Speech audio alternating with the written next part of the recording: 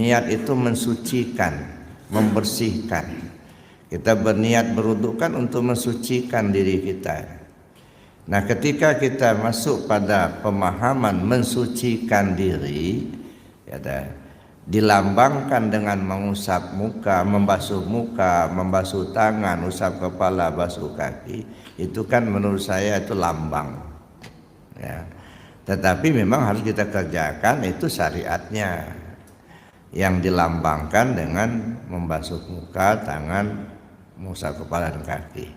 Kenapa harus mengusap muka? Ada apa di muka? Di muka kita ini kan ada 3 alat. Ada mata, ada hidung, ada mulut. Nah, kan 3. Ini yang bagian muka. Alat ini kadang-kadang kita gunakan berbuat baik, kadang-kadang kita gunakan berbuat tidak baik. Ketika kita gunakan berbuat baik, maka kita mendapatkan pahala.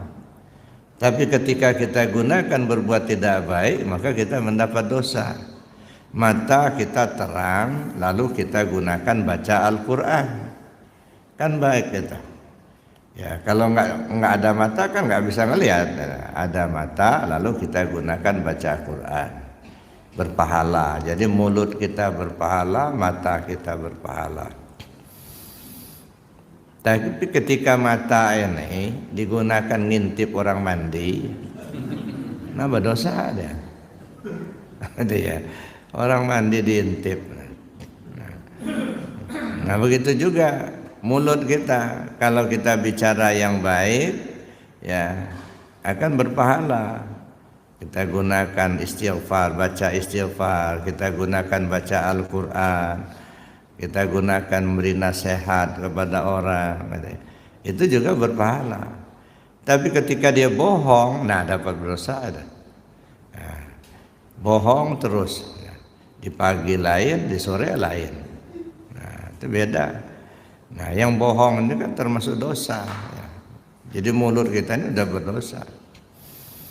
Nah, hidung juga begitu. Apa hidung pernah berdosa? Iyalah. Bahkan bahayanya hidung ini lebih berbahaya dari mata. Ya, umpamanya begini, kita lagi duduk begini tenang-tenang, gitu. Nggak ada angin, nggak ada petir, nggak ada kilat, gitu. Tiba-tiba ada gas beracun, langsung nyebar. Nah, yang tahu siapa? Hidung, mata nggak tahu, nggak ada. Hidung yang ngasih tahu, betul kan? Langsung tercium ada bau yang tak sedap. Nah, jadi hidung laporan kepada otak kita, tak, saya ini menemukan satu bau yang nggak sedap, nggak enak benar ini. Nah, apa tindakan kita? Lalu otak memerintahkan mata, lirik siapa dia?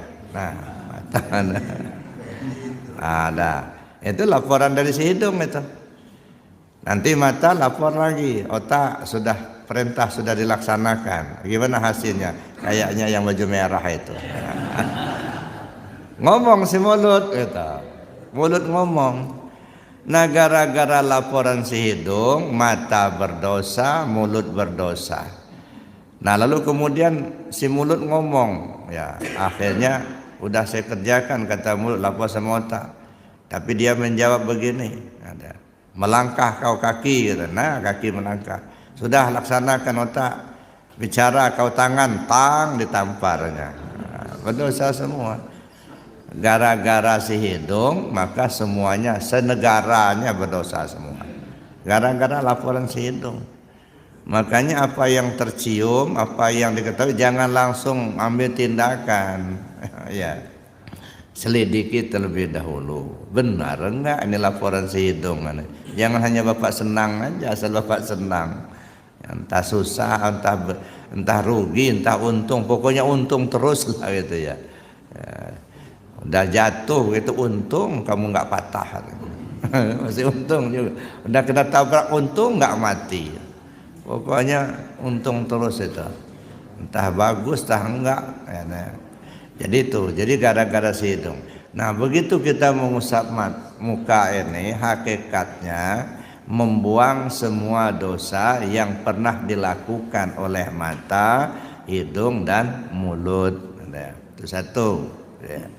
Jadi hikmahnya itu ketika kita membasuh muka kita, ya muka dibasuh dengan air, tetapi ya secara filosofis membuang semua dosa yang diperbuat oleh mata, hidung, dan mulut.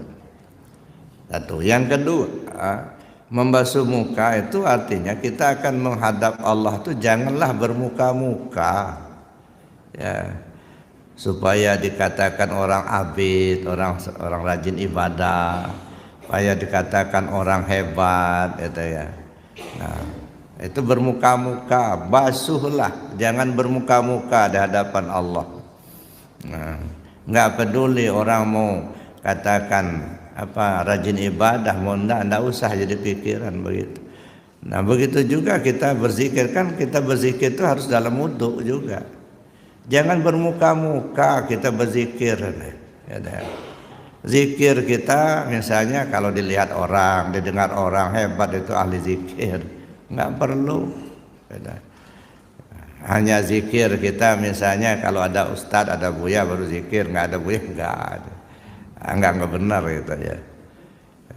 Jangan bermuka-muka lah. Ya.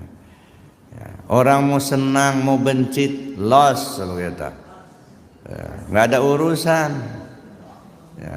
Kita ini berzikir bukan untuk dipuji orang, bukan. Zikir itu untuk hubungan kita ke Allah. Nah, begitu juga kita sholat, kita berzikir, kita ibadah, jangan bermuka-muka di hadapan Allah. Tahu kok itu. Apa yang terbetik di hati kita saja udah tahu Allah. Apa ikut-ikutan zikirnya, apa memang dari hati kecilnya dia berzikir itu. Apa karena nggak enak sama Pak Imam? Nah, jadi betul-betul kita beribadah itu buanglah sifat bermuka-muka. Nah, itu percuma kita wudhu hanya mengalirkan air saja, tapi kalau apa namanya di hati kita itu masih melekat itu bermuka-muka itu di hadapan Allah. Ingin dipuji orang, ingin dilihat orang baik gitu. Nah, basuhlah muka itu, buang sifat bermuka-muka itu.